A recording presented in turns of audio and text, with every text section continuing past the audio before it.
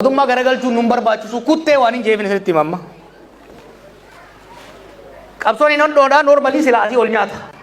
Qabsoon hidhannoo naannoo Tigraayittis, Amaarattis, Oromiyaattis gaggeeffamu caasaalee kana nyaateefitu jira. Diinagdeen laamshee jira.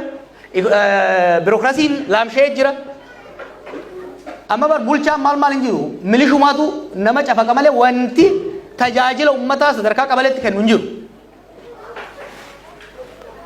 Gara gadiiti humnoonni qawweedhaan itti fincilan sirnicha nyaatanii akka hirmaatti fitu jiran.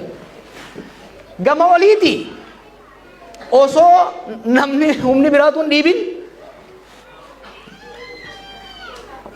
muummichii fi ministeeronni komishiinoonni isaanii addaan faca'anii jiran. Maaliif? Erga dirree siyaasaa cufuudhaan murteessee booda nama si jauun hunda firraaree nama isin haala gaashee jau qofa bira kaa'e.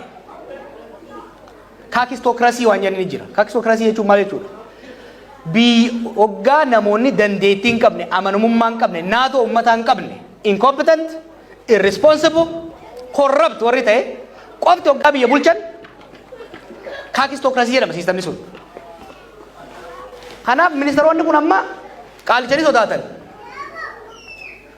Namichi inni arrabsa ni aari'a ni hidha. Kanarraa kaka'e waan dhugaa takka itti himan. Waan inni gubbaa kaffitu kunaasirraa hin jiru. Fudhataniituma usan. Waan fudhatan san immoo hojiitti ni kan. Maaliif itti namanan?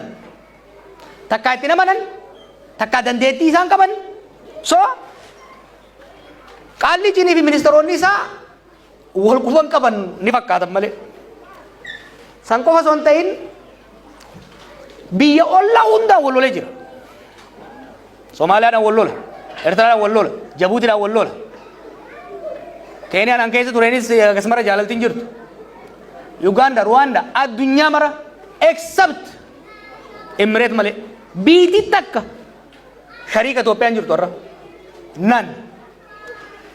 Gama dippiloomaasiinis dhidhiitaa fi walibbuu unnecessarily amma akka Somaaliyaa kan hoggaa laaltan waan nama qaaneessuutti dalagame.